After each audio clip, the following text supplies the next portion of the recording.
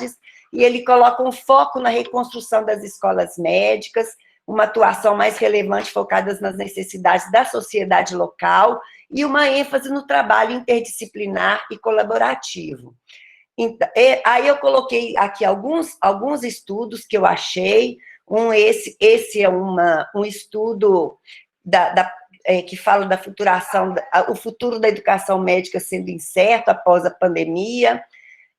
A ideia da Harvard de colocar 20 mil estudantes, suspender o primeiro ano para poder colocá-los, engajá-los na luta, né, em vários setores, é uma proposta da Harvard. Um estudo também da própria Harvard mostrou perguntas sem respostas, como, por exemplo, o impacto do ensino remoto nas instituições de educação superior, os caminhos que devemos considerar, as habilidades digitais, se vão melhorar ou piorar as experiências de ensino.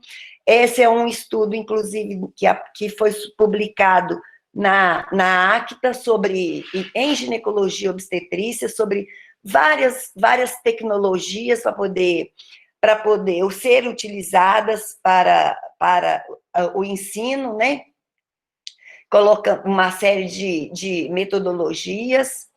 Esse outro estudo também, que coloca que os programas devem... Esse aqui é um estudo sobre o ensino de cirurgia, né? Que tem que decidir entre programas rígidos ou versões adaptadas, e sugere plataformas para promover, inclusive, habilidades clínicas, com exercícios para a tomada de decisões, e relata que, de fato, há uma frustração de estudantes pela aprendizagem insatisfatórias presenciais, né, nas salas de cirurgia. Esse editorial também fala que na Itália, né, que, na verdade, utilizou o que a gente utilizou aqui da antecipação de grau antecipada. Enfim, foram esse treinamento em telemedicina para a educação médica, misturada com as outras tecnologias.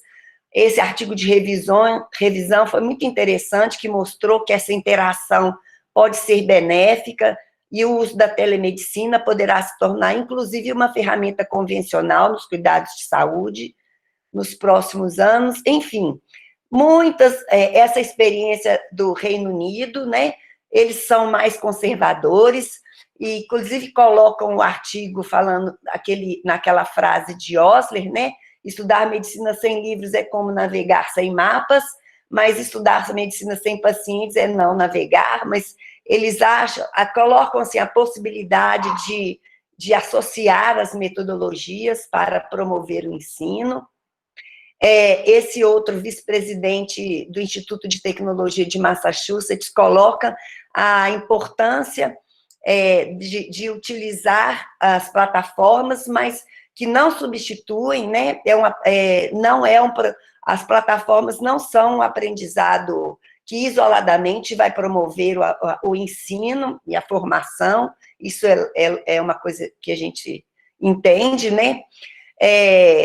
Esse outro editorial também mostra substituição de aulas presenciais por equivalente pode ser necessária, mas pode criar uma perda de troca de experiências colaborativas. A gente tem que usar realmente uma associação.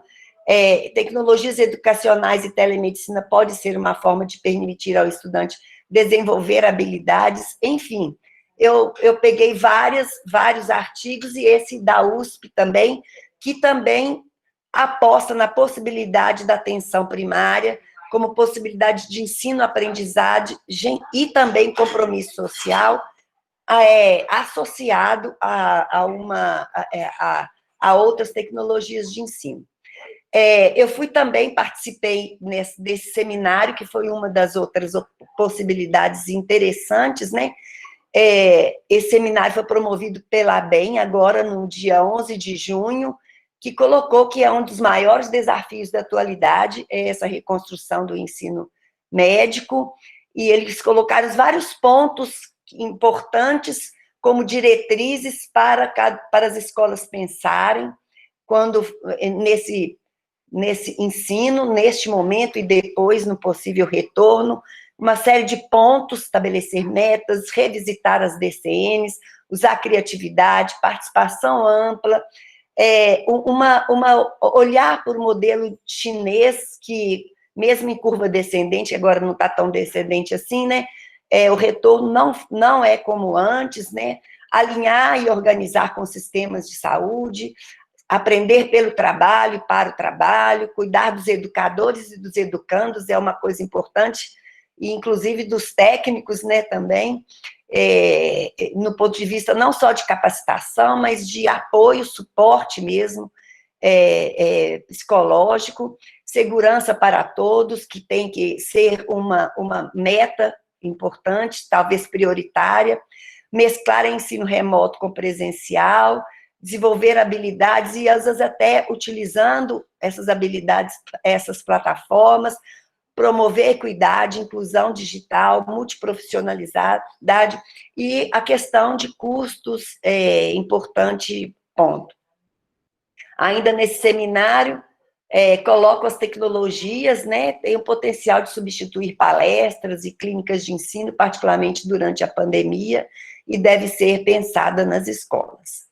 Então, eu coloquei como estávamos, né, estávamos nesse ponto, a UFMG, como que nós estávamos nessa questão, e eu coloquei aqui, emprestado da professora Cristina, o que ela estava discutindo com coordenadores de colegiado, uma formação interprofissional, com competências incomuns na área da saúde, para promover exatamente esse trabalho colaborativo, otimizado. Então, estávamos nesse ponto, e não estávamos preparados, mas nos mobilizamos com esse comitê, articulação com autoridades sanitárias, articulação com as unidades, com as pró-reitorias, no sentido de pensar o ensino, a pesquisa e a intenção nesses tempos da pandemia.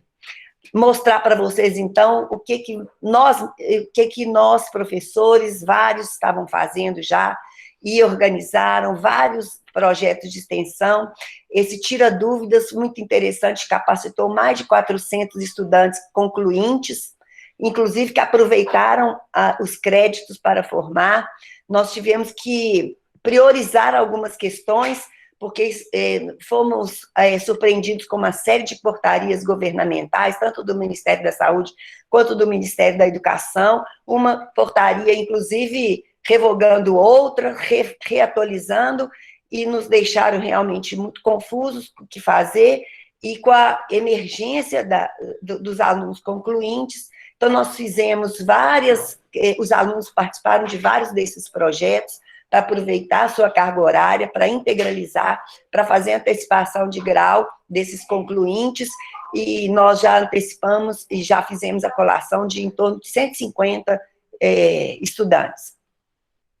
Então, são vários dos projetos, eu só queria reforçar esse da Covid, do GOB, que é do pessoal que é do nosso departamento, o Joguinho, que é da Zilma, e vários outros que têm participação de professores do nosso departamento. Queria apresentar para vocês, então, como está a questão e agora a gente tem que, agora daqui para frente, como estamos em relação ao planejamento do retorno. Eu achei no portal do MEC esse mapa, né? Esse mapa que mostra como que as universidades federais estão em relação, pode ser que não esteja atualizado, mas eu vi aqui 17 das 69 universidades federais estão com algum tipo de atividade em trabalho remoto, que são essas em verdinho, as outras todas estão em roxinho, assim, estão com atividades suspensas ainda. Então, agora a gente vamos pensar no que nós temos que programar, como nós estamos aqui para frente, né? O que nós estamos pensando? Eu acho que o retorno das atividades de ensino é um verdadeiro desafio. Nós temos que pensar nos docentes, não só na questão da capacitação, como também no suporte, nos discentes, no corpo técnico de administrativo e na estrutura física e digital que nós temos. Então, nós temos alguns pontos, inclusive alinhados até com o seminário, alguns pontos. Temos que usar a criatividade, tem que ser um trabalho colaborativo de todos. Então, todos esses itens que vocês estão vendo aqui, nós vamos ter que sentar e quebrar cabeça, e com a participação coletiva. E eu acho que o mais importante é isso, que na medida que a gente faz junto, a gente pode se tornar mais forte, com essas diretrizes, que eu acho que são diretrizes importantes, que a gente não pode desconsiderar. No tocante a docentes, vocês estão vendo na página, e quem ainda não viu, talvez seja interessante ver, não só na página da faculdade, como também na página da UFMG, como na nossa própria, minha UFMG, né? Tem esse espaço virtual para nós. Eu já participei de algumas dessas oficinas de integração, são muito interessantes para capacitar. E uma coisa importante que eu acho que eu acho que é muito importante nesse momento, a gente olhar para essa campanha, nós, o FMG, me chama muito a atenção essa questão do nós.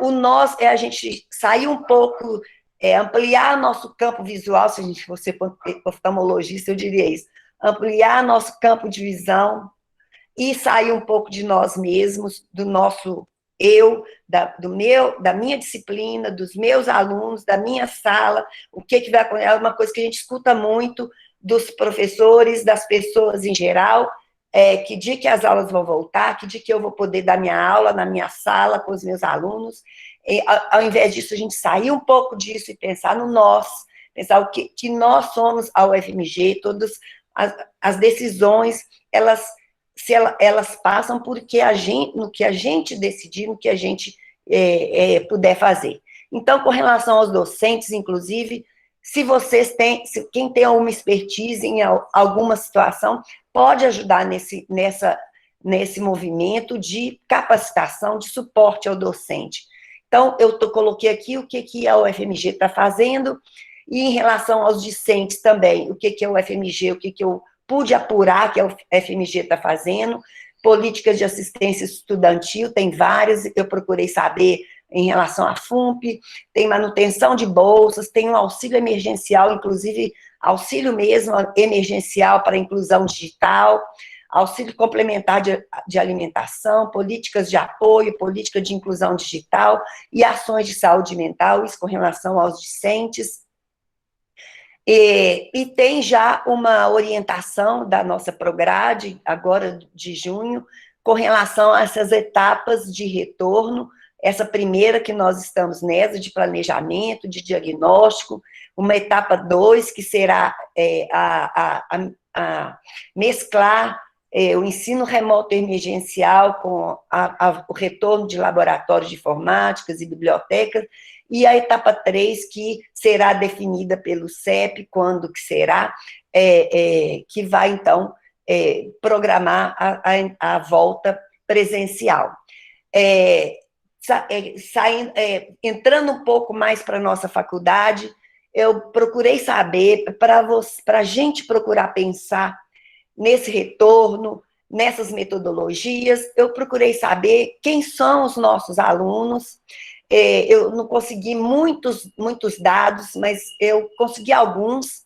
Então, para vocês terem uma ideia, nós somos 1.775 estudantes, sendo que desses, 1.389 são estudantes que não têm nenhum tipo de assistência da FUMP, e tem 386 que são assistidos pela FUMP.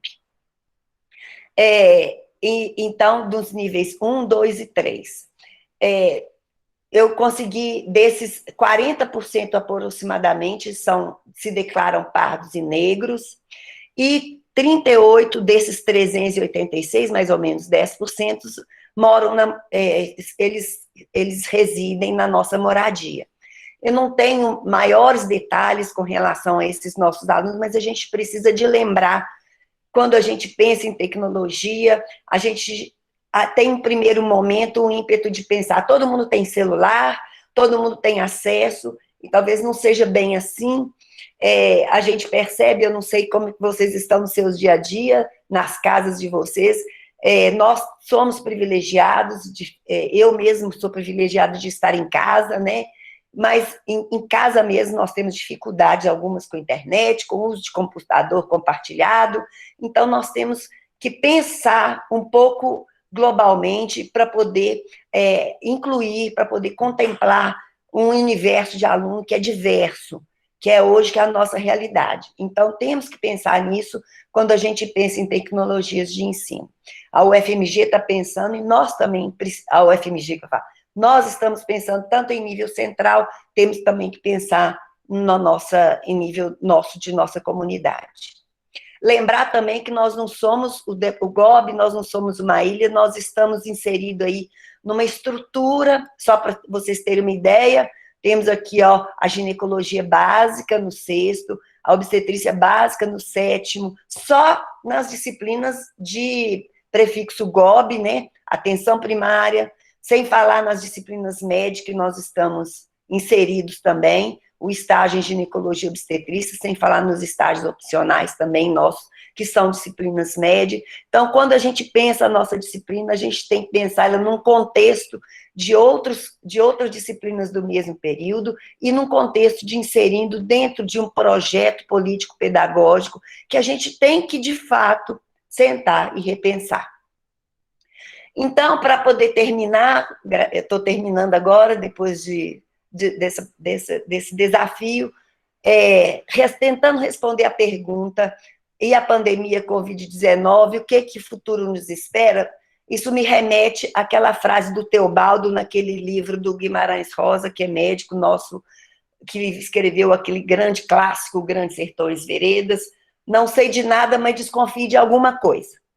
Então, eu desconfio que, se nós, eu coloquei aqui algumas palavras, não no substantivo, mas no verbo, que isso significa ação, se nós criarmos, tivermos capacidade de criar, de incorporar tecnologias, de fazer um bom planejamento, de inovar, de atualizar, de reconstruir, de participar ativamente, de fomentar a autonomia estudantil, de nos solidarizar, de nos mobilizar, de disponibilizar a nossa expertise a serviço, numa participação, nos incluir nessa participação.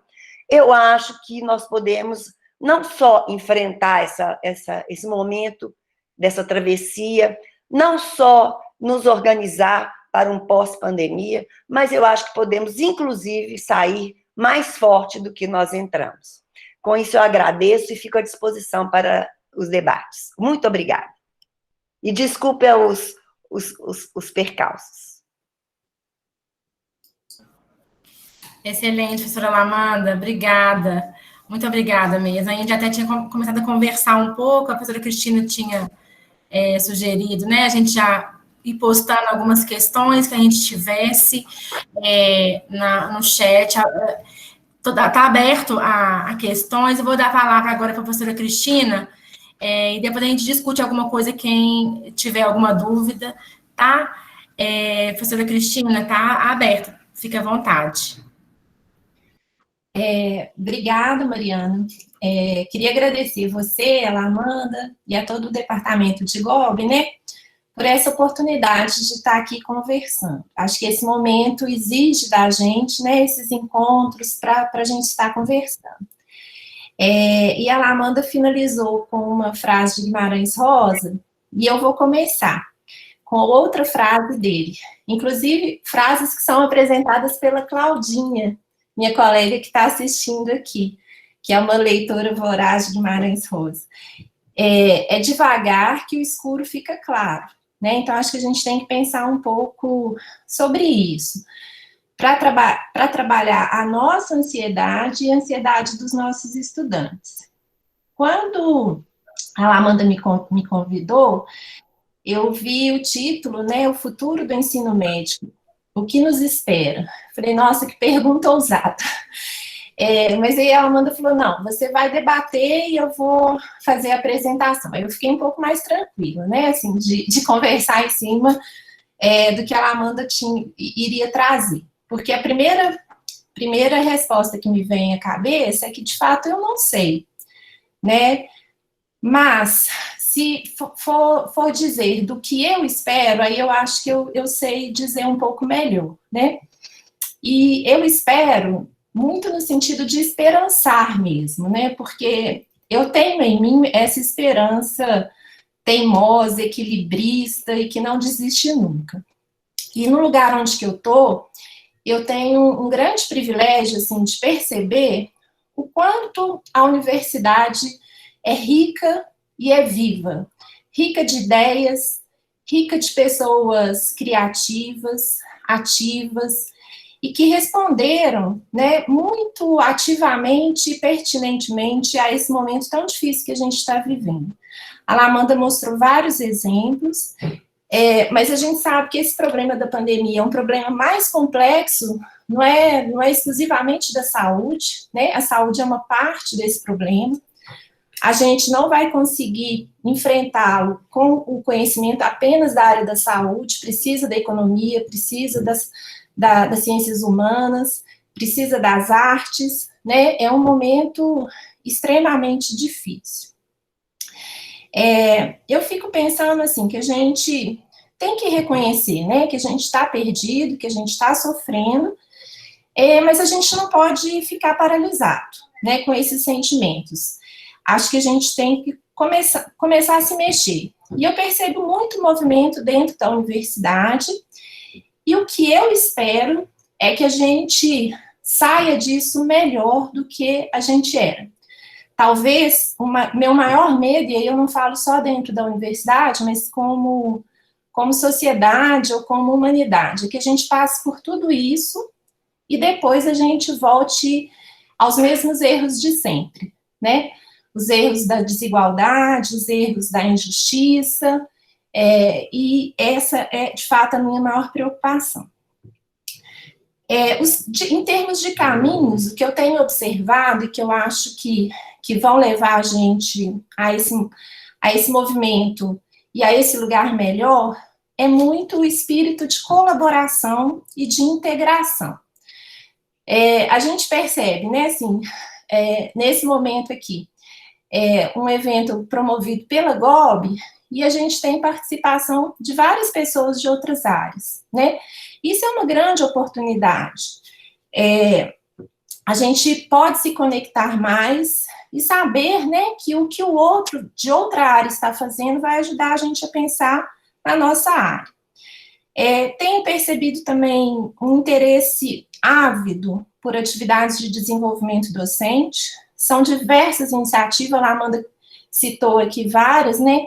Desde a ABEM, Associação Brasileira de Educação Médica, quanto o GIS dentro da universidade, quanto iniciativas dentro da Faculdade de Medicina, em departamentos. O MPS promoveu essa semana uma oficina que teve um número enorme de pessoas procurando.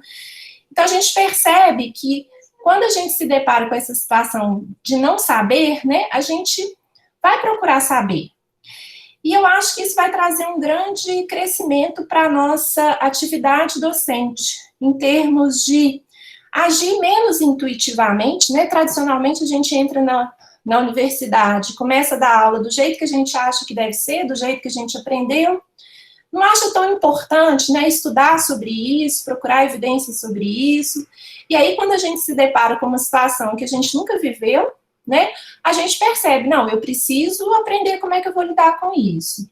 Eu acho que isso vai render bons frutos, nós sairemos professores melhores, com mais cuidado com o planejamento, com a gestão do tempo, tanto nossa quanto do estudante.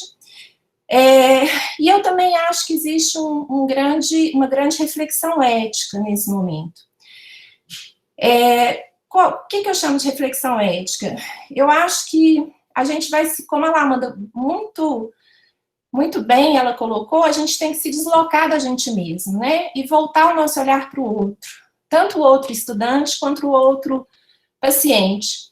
A gente vê várias coisas na medicina, né, que eram muito discutidas sem participação do paciente, da sociedade, das pessoas, né?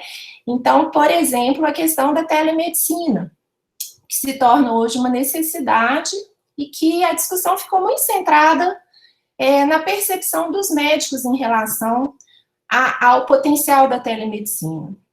E, às vezes, a nossa formação como médico é muito paternalista, né? No sentido assim, a gente acha que sabe o que o paciente precisa, mas a gente não inclui o paciente nessa discussão. Eu lembro de uma reunião, há uns 5 anos atrás, que teve da Rede Saúde Mental lá no campus, e que a coisa que mais me surpreendeu é que haviam pacientes de saúde mental presentes na reunião. Porque a proposta não era falar sobre, era falar com, né? Então, esses movimentos serão cada vez mais necessários. Né? No próprio NDE, que é Núcleo Docente Estruturante, esse momento a gente não consegue pensá-lo sem a participação dos estudantes, né? Porque a gente não pode falar sobre, a gente tem que falar com. Outro ponto que eu acho muito interessante desse momento que a gente vive é a gente refletir sobre o volume de coisas que a gente foi acumulando ao longo da vida, como sociedade e como pessoa, que são desnecessárias, né? E que, de repente, a gente percebe que a gente pode viver, sim, com menos, né? Tem me chamado a atenção alguns artigos que mostram que houve uma redução drástica no número de consultas e de exames realizados e que isso não foi acompanhado significativamente com uma piora da saúde das pessoas, né? Então, a gente vai ter que pensar sobre essas questões. É claro que, por outro lado, também a gente sabe que existem muitas doenças crônicas que estão negligenciadas nessa situação de pandemia. Esse é um efeito muito ruim, muito deletério desse momento. Tem experiências interessantes acontecendo na universidade que vão ser caminhos, né? Eu falei da telemedicina, que a gente ainda está muito incipiente, mas vocês devem ter ouvido falar do plantão psicológico, que foi uma iniciativa do Departamento de Psicologia com a Rede de Saúde Mental. E tem sido um sucesso, né? O atendimento psicológico à distância, tanto da comunidade interna, como de pessoas que estavam em outros países e que começaram um sofrimento muito grande, porque houve uma dificuldade muito grande para repatriar essas pessoas. E eu acho que de coisas boas que esse momento sinaliza também, que eu acho que é importante a gente jogar a luz nas coisas boas, para que a gente tenha energia e ânimo, né, para esse movimento que será necessário. A participação estudantil, né, eu acho que os estudantes, e aí eu vou falar, inclusive, em especial do DAB, eles têm tido uma participação muito madura, muito consciente. A resposta da universidade eu já falei, era isso basicamente o que eu queria dizer, e eu vou entrar um pouquinho na pergunta que a Zilma colocou e que a Juliana Barra reforçou, sobre os alunos, né, que estão formando. Então, como a Amanda colocou, pensando no primeiro semestre de 2020, o 12º período praticamente todo formado, tá? Com base nas resoluções que foram publicadas, nas iniciativas de extensão que foram feitas, eles concluíram com uma excelente formação. O desafio agora do NDE e do colegiado, junto com os departamentos, é cuidar dos alunos que estavam no 11º, no 10º e no 9º. A gente tem essa lógica de pensar primeiro nos alunos que estão mais avançados nos cursos. Isso é necessário tanto para o estudante quanto para a universidade, principalmente para a sociedade, né? A gente poder formar médicos é importante para a nossa sociedade. A gente tem observado, a Alzira está aqui, pode contar, que a demanda por profissionais tem crescido, porque muitos estão afastados por serem grupos de risco, muitos estão amedrontados, né? Então a gente tem que cuidar dessa formação, mas também com o que Zilma falou, sem a pressão para colocá-los no mercado de forma despreparada. Então, cuidando da qualidade a gente pensar em estratégias. Outro motivo para pensar primeiro nos alunos mais avançados é porque a parte prática do nosso curso, com certeza, vai demorar para voltar. Porque existe a necessidade de distanciamento, se não de isolamento, depois que a gente voltar, a gente vai precisar de distanciamento. Nos serviços, a gente precisa de fluxos diferentes e de atitudes diferentes, né? Assim, um estudante muito inicial num serviço gera uma demanda dos profissionais que pode não ser possível de atender no momento. E também a questão das políticas de EPI. A necessidade de EPI aumentou exponencialmente nesse momento, de forma que, às vezes, a questão não é nem de recurso, é de disponibilidade, mas já existe o compromisso da administração central da UFMG em fornecer os recursos para os estudantes da área da saúde. E aí, o que eu acho que a gente tem que cuidar, e é muito bom quando a gente vê a Zilma falar que está conversando com os estudantes, a gente sabe que vários professores têm feito isso, de conversar com eles, é para que a gente cuide de pensamentos paralisantes, né? Essa ansiedade, esse medo, esse sentimento que vai dar errado. Eu acho que a Regina entrou, tem que pedir para ela parar a apresentação. Regina. Vocês estão vendo a tela dela?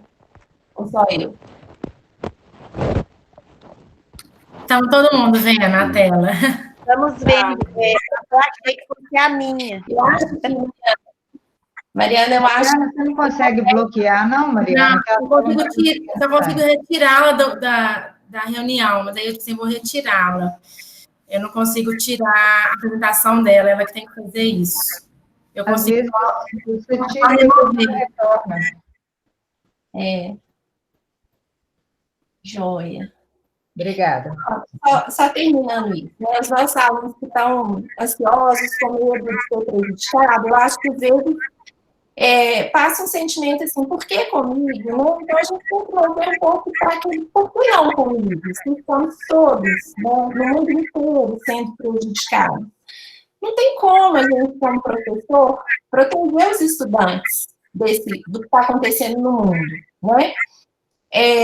Eu acho que a gente tem que trabalhar em cima disso. Olha, o momento está difícil, prejuízo para todos, mas vamos tentar fazer o melhor possível, apesar disso, né? Esse é um esforço conjunto de professores e estudantes, né? Então, acho que a gente tem que ter uma conversa muito franca, muito realista, que pode até ser dolorosa, sim, mas que só assim vai levar a um crescimento desse movimento, né? Porque não dá para poupá-los do que está acontecendo no mundo inteiro, né? Então, acho que é um pouco nesse sentido, tá? E agora eu estou aqui disponível para perguntas que vocês fizerem.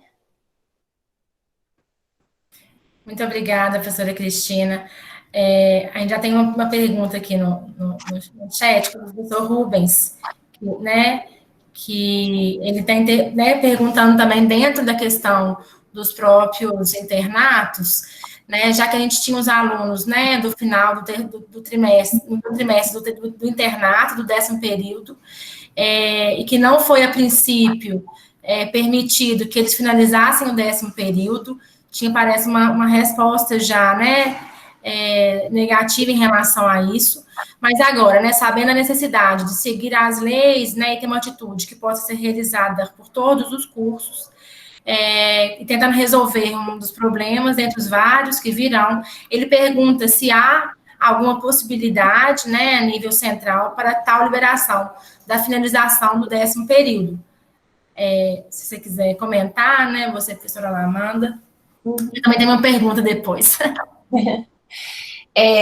O que existe é o seguinte, a gente tem que agir de acordo com as normas institucionais, né? Então, assim, porque senão vira um caos, né? Nós somos 90 cursos de graduação, todos têm as suas urgências, as suas questões, as suas necessidades. Eu acho que a gente tem que se deslocar desse lugar de achar que somos mais importantes por causa justamente de se tratar de um problema de saúde. Eu acho que todos são importantes, cada um no seu lugar, da sua forma, né?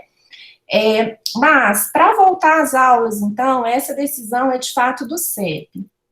Porém, depois eu coloco aqui no chat o link, vale a pena ler mais profundamente quais são as orientações da Prograde. E há, sim, incentivos para investir na formatura dos alunos do último ano, tá? Por meio de atividades complementares, por meio de atividades de extensão. E existe, inclusive, na resolução que trata dos estágios curriculares, obrigatórios ou não, uma situação de exceção para a área da saúde. Por quê? Porque reconhece-se que os estágios na saúde têm uma relação com a demanda dos serviços. Então, quando foram interrompidos, eles não foram interrompidos de forma unilateral. Eles foram interrompidos em conversa com os serviços, que disseram para nós, nesse momento, não tem como termos alunos. Nós estamos, primeiro, reorganizando todo o fluxo dentro do hospital, dentro da rede municipal, para dar conta desse desafio.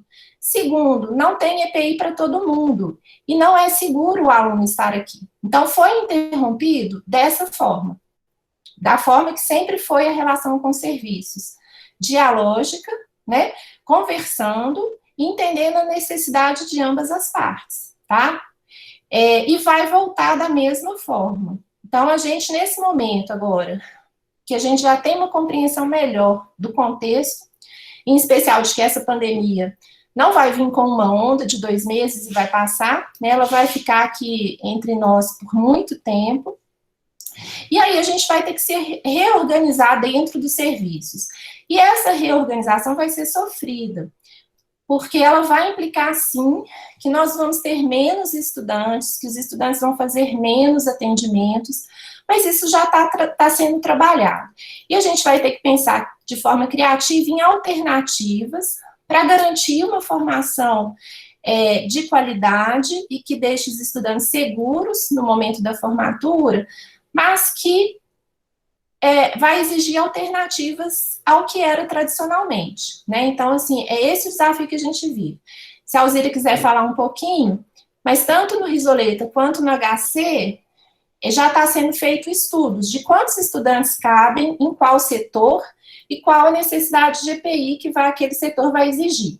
Então, por exemplo, a gente já sabe que as áreas COVID não terão estudantes, que no CTI não terão estudantes. Por quê? São áreas que exigem de altíssimo risco, exigem EPIs muito caros, e não é interessante ter muitas pessoas. No estágio depois, tem o bloco cirúrgico e os PAs, que vão poder ter estudantes, mas numa quantidade muito menor do que antes da pandemia.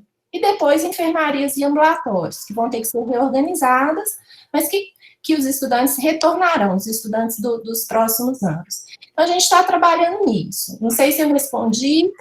Eu poderia, desculpa interromper, é o Rubens. A professora Alamanda, excelente apresentação. A professora Cristina também, excelente, assim. O que a gente mais tem nesse momento é dúvida. Mas primeiro eu peço perdão, talvez eu não tenha conseguido perguntar da forma mais clara. É claro, nós dependemos de diversas leis, né, às vezes federais, estaduais, municipais, mas é uma pergunta um pouco mais simples, né? Dentre as dezenas de problemas que nós teremos que resolver conjuntamente, talvez até o ensino presencial nem volte esse ano, talvez, né, não sabemos, o Segrade tem discutido isso nas suas reuniões. A pergunta que a gente fez no Segrade, a professora Tassiana disse que não teria condições, porque não há uma legislação liberando nesse momento, era apenas como, para iniciar um próximo período, uma das primeiras questões a ser feita é finalizar o outro, que faltava apenas uma semana, né, para finalizar, e todos os estudantes do 10º período atual do estágio de ginecologia e obstetrícia, não querendo dizer que nós somos mais importantes de forma alguma, a intenção é só tentar resolver um dos diversos problemas que nós teremos que resolver conjuntamente. Todos os estudantes falaram que teriam condições de fazer a avaliação por meio digital, né? Aí nós pedimos à professora Tassiana, em reunião do SEGRAD, a pedir ao PROGRAD, né, ver se é possível tal liberação, né? Eu não sei se eu fui um pouco mais claro agora, seria mais nesse sentido, né, a pergunta.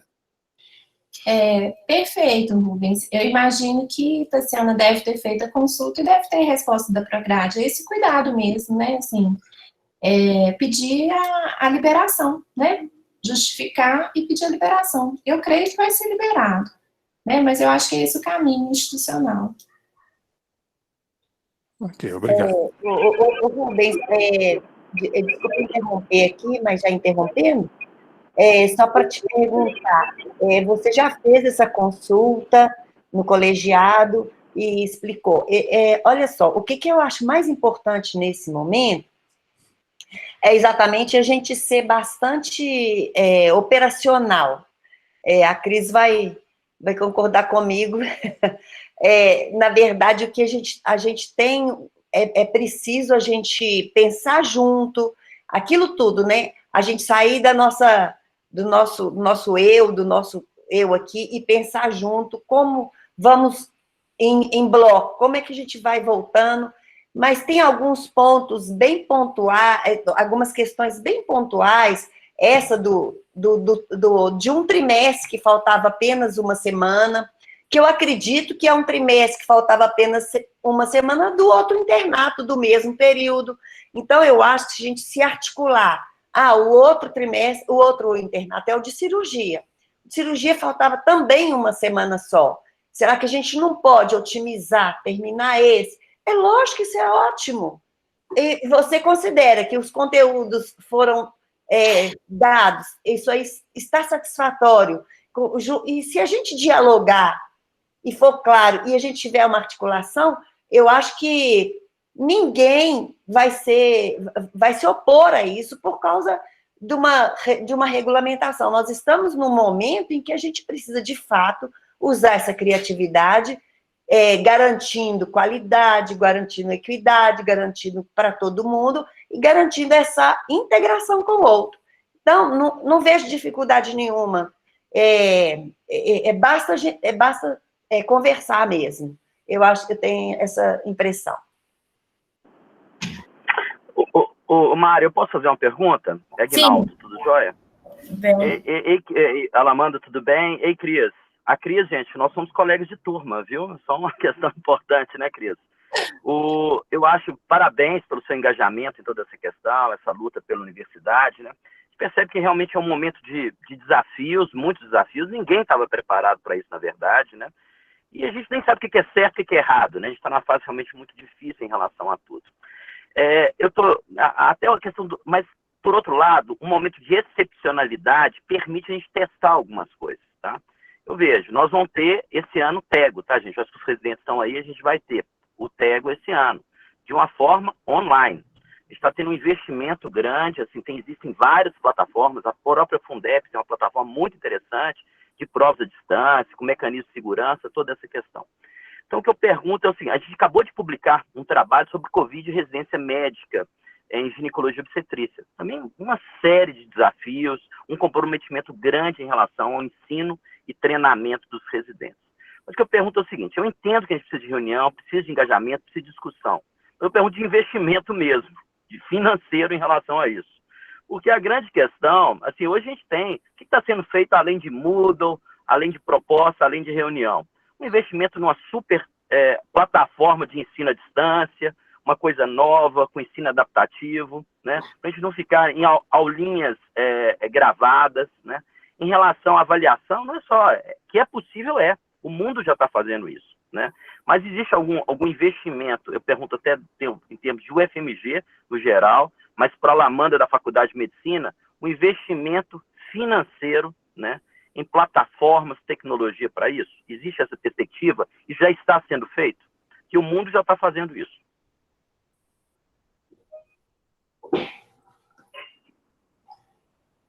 Quer falar? Não sei se a Cris vai poder informar melhor, Aguinaldo. Se a gente lembrar como a gente estava antes da pandemia, nós estávamos com um subfinanciamento total. Você lembrar como nós estávamos antes da pandemia, nós estávamos como universidade sendo atacados, sem verba, tirando tudo, né? Então, nós estávamos nesse momento, inclusive, recorrendo, assim, a possíveis auxílios parlamentares para poder a gente subsistir e resistir. Nós estávamos neste momento. Então, eu penso que está havendo um movimento, inclusive da Proplan, investir em plataformas, em infraestrutura, para melhorar não só a inclusão digital, como esses novos softwares para ensino e aprendizado. Mas a gente esbarra, de fato, como universidade pública, federal, na questão do subfinanciamento. A Cris pode ter um pouco mais de detalhe com relação a essa questão, mas a última notícia que eu tive é que havia aquele orçamento que estava bloqueado. Vocês lembram que bloqueou, que foi bloqueado o financiamento, que ameaçou as universidades, inclusive, de não ter como pagar água, luz, terceirizados, etc. Então, esse orçamento especificamente, ele foi desbloqueado. Mas a gente sabe que isso é muito, muito pouco. Se a gente tem realmente a perspectiva de sair na frente em novas tecnologias, investir em plataformas, isso a gente vai esbarrar nessa questão do orçamento mesmo. A gente não está parado, não. Nós estamos atrás de verbas parlamentares, porque até o momento o governo federal não nos sinaliza para nada. É a notícia que eu tenho. Então, não sei se eu te respondi, Aguinaldo. O que eu te respondo é o seguinte: no momento, a gente tem vontade política, mas precisa realmente da gente ir atrás de financiamento e de alternativas, inclusive de parceria. Podemos, quem sabe, contar com a FEBRASO, né? Eu gostaria de falar rapidamente nessa oportunidade de algumas iniciativas que estão sendo tomadas, inclusive a respeito de verbas parlamentares. A professora Rosália estava aqui, mas acho que ela saiu, mas a professora Rosália, eu e o professor Fernando Reis estamos preparando uma proposta para uma verba parlamentar de R$300 mil, é um valor razoável, né? A gente até gostaria que fosse maior, mas exclusivamente para intervenções de tecnologia digital em apoio à docência. Infelizmente, não é uma verba para esse ano, seria para o início do ano que vem, mas a gente tem que pensar a médio prazo, né? Essa ideia de que tudo vai se resolver rapidamente, isso aí já passou, né?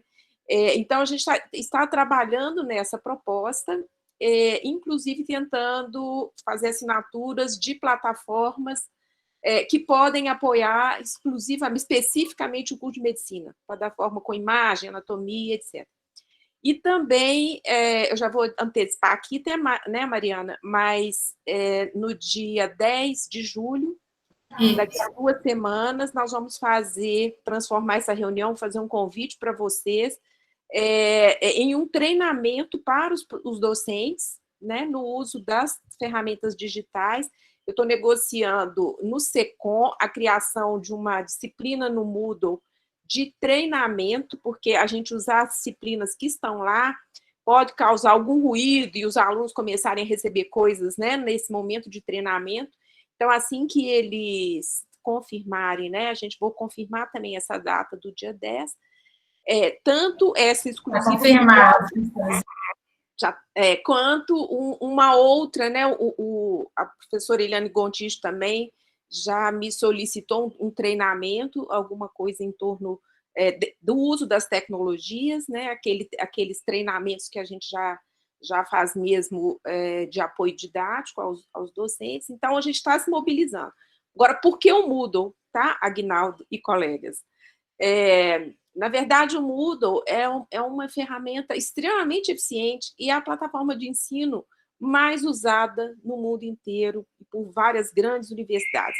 Eu não acho que a gente tem que ficar agarrado no Moodle, não, mas ele é a nossa ferramenta atual, oficial da universidade, e a gente consegue trabalhar bem nele. Eu acho que as outras podem vir de forma complementar, e a gente continua brigando pelo Google Suite, pelo Google for Education, e isso está avançando, né, embora a passos lentos, mas eu acho que agora vai tomar um impulso maior, a universidade está fechando uma parceria com a Google. Essa questão das plataformas é muito séria, porque a gente acaba ficando refém delas. E achar alguma a custo zero, né? Então, a Google está oferecendo essa oportunidade para as universidades de fazer essa assinatura. Claro que não tem almoço de graça, né? Na verdade, a gente acaba ficando refém do ambiente Google, mas eu acho que vai trazer aquilo que o Moodle não consegue, talvez um pouco mais de usabilidade, algumas coisas diferenciadas. Mas para contar com aquilo que nós temos nesse momento, a gente precisa fazer treinamento de Moodle. E o Moodle pode estar muito bonito e muito bom, e é isso que eu quero mostrar para vocês no dia 10. Tá bem? E assim, só complementando, desculpa, Mari, para complementar a fala da professora Zilma, é só um depoimento meu, pessoal, eu tinha, assim, uma ideia muito restrita do Moodle, até o momento que houve uma oficina oferecida as oficinas de integração docente, aí eu entrei, então pude explorar mais, assim, vou falar a verdade, eu não tinha ideia de quantos recursos, quantas atividades que o Moodle nos oferece. Então, às vezes, a gente tem uma ideia que ele é só um repositório de conteúdos. Ele é muito mais do que isso, ou de fórum. Fórum é um recursozinho que ele tem. Então, eu fiquei muito impressionada e confessei a minha total ignorância e me recolhi a minha insignificância frente ao Moodle, sabe? Então, rever conceitos foi uma outra coisa que eu aprendi. Rever conceitos, estou aprendendo, né? Rever, a gente tem que se atualizar e se dar uma revisada nos nossos conceitos, viu? Então, só para complementar, obrigada. Posso falar um minutinho? Ei, Aguinaldo, a gente ia comemorar 25 anos. Pois seria agora, hein? Tudo mudou. Seria agora. Então, eu acho que essa pergunta é extremamente importante, né, sobre investimento. Eu primeiro tenho que confessar as minhas limitações pessoais em termos disso, não é a minha maior habilidade. E no comitê permanente, a gente não lida com distribuição de recursos, planejamento dos recursos. Essa parte continua acontecendo da forma que sempre foi, na Proplan, na PRA, né, e nas unidades. Mas eu vejo aqui a Zilma e a Cacau, a Rosália saiu, né, que são excelentes exemplos nessa área do uso da tecnologia. Eu tenho, assim, 2 pontos para colocar.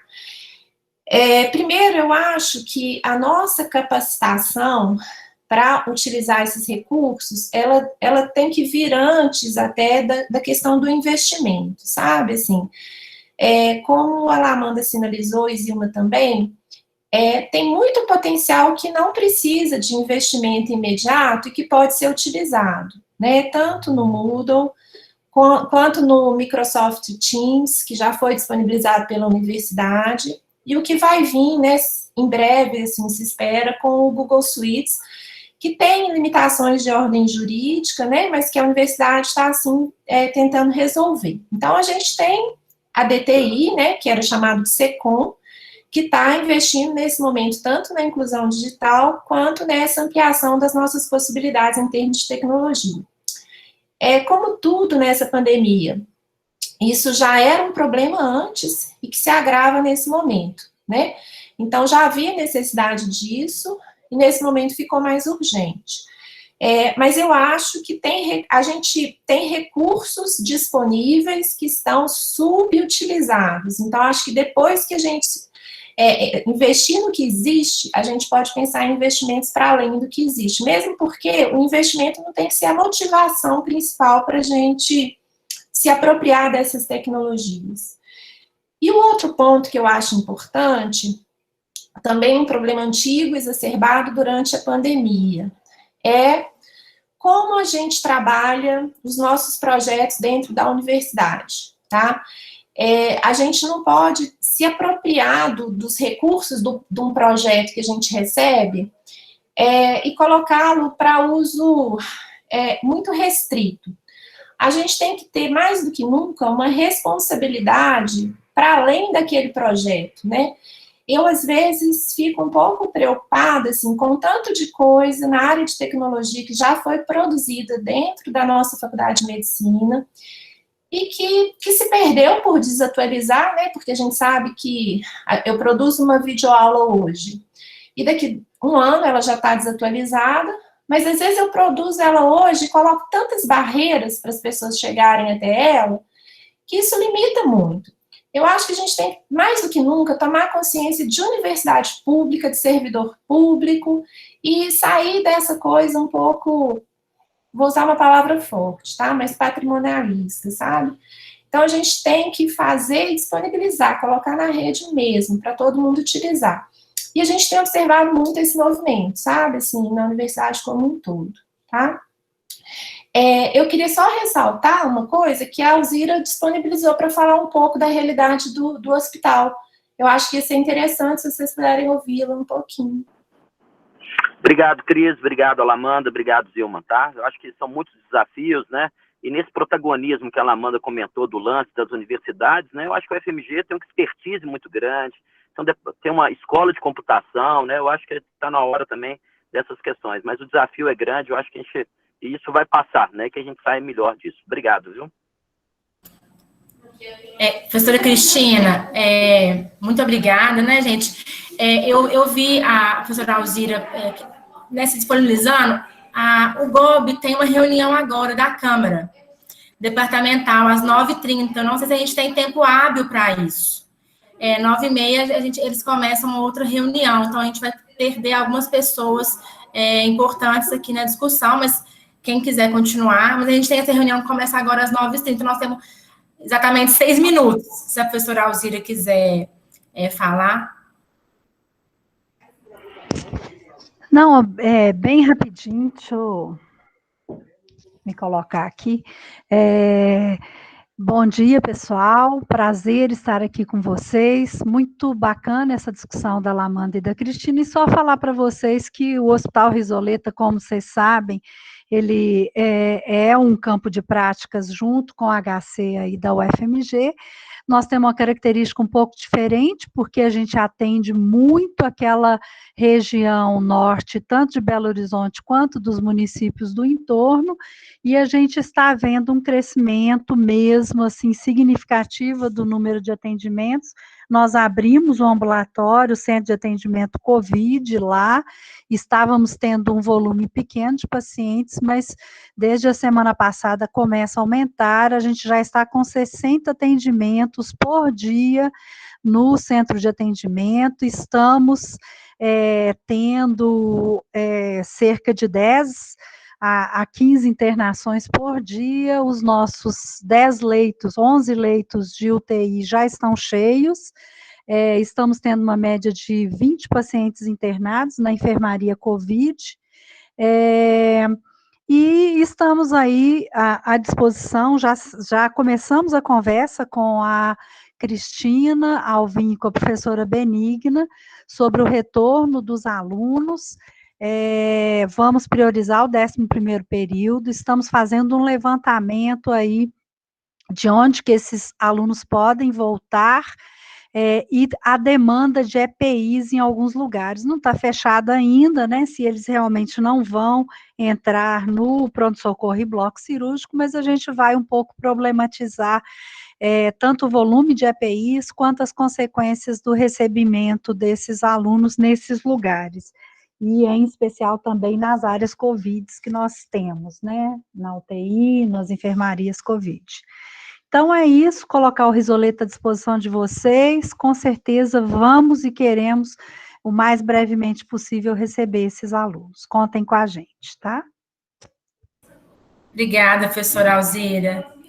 Eu queria agradecer enormemente, né, a participação de todo mundo que esteve presente, do Departamento de Ginecologia e Obstetrícia, de fora do departamento. Eu acho que as dúvidas e questões, elas não vão terminar hoje, né? A gente vai ter realmente que rediscutir semanalmente, ou mesmo com uma frequência muito grande, né, essa nova realidade nossa. Acho que a gente só abriu mesmo o início da discussão e de colocar em prática algumas coisas que já estavam sendo decididas anteriormente, né, como a professora Cristina e a professora Lamanda falaram. Agradecer, né, especialmente a disponibilidade da professora Lamanda e da professora Cristina em participar e nos pôr a par, né, assim, que é claro que como os alunos, nós também estamos ansiosos, né, para poder saber, apesar de não existir realmente uma questão, uma solução para tudo, né, que vai ser questionado ou discutido. Foi excelente, gente, muito bom mesmo. Eu queria agradecer novamente. E nós estamos por aqui, todas as sextas-feiras, às 8 horas. Todo mundo vai ser muito bem-vindo em participar sempre. Como a professora Zilma já anunciou, no dia 10 nós teremos uma questão, né, do Moodle, né, para a gente poder tentar fazer aprender melhor a lidar com todas as ferramentas que o Moodle pode nos fornecer, tá? Será um prazer ter vocês conosco novamente. Eu agradeço também, depois a Cris quiser umas palavras finais, agradecer imensamente a oportunidade na pessoa da Mariana de estar aqui, me desculpar no início pelos percalços do computador, mas me colocar à disposição e conclamar novamente a todos nós que somos Departamento de Ginecologia e Obstetrícia, cada um com sua expertise, a gente, assim, ampliar o nosso campo de visão, ampliar o nosso campo de ação, participar, cada um tem uma, eu conheço as expertises de vocês todos, em simulação, em essas ferramentas, vamos nos disponibilizar para ajudar a nos reconstruir, a gente sair mais forte dessa travessia. Muito obrigada, a Cris. Então, tem um minutinho, né, para não atrapalhar. Agradecer também e dizer o seguinte, acho que a gente saiu de um contexto muito difícil, né, em que a gente teve como universidade pública, minado em nós mesmos a nossa confiança na nossa capacidade, né, de repente a gente foi atacado tão intensamente, de uma forma tão desonesta, né, dizendo que nós éramos lugar de balbúrdia, etc, etc. Mas nesse momento fica claro o nosso papel, né? O papel da ciência, o papel da extensão, o papel da educação de qualidade. Então, para a gente ter confiança nisso, eu confio, eu sou cada vez mais apaixonada com a universidade pública, em especial com a UFMG, tá? A gente vai sair disso mais forte, não duvidem disso. E isso a gente sabe por causa disso. A gente vem aqui ver pessoas competentes, comprometidas, engajadas, criativas. Esse é o caminho, tá? Obrigada e vamos juntas. Uma ótima sexta-feira para todo mundo, viu, gente? Um abraço grande. Tchau. Tchau. Obrigada, Cris.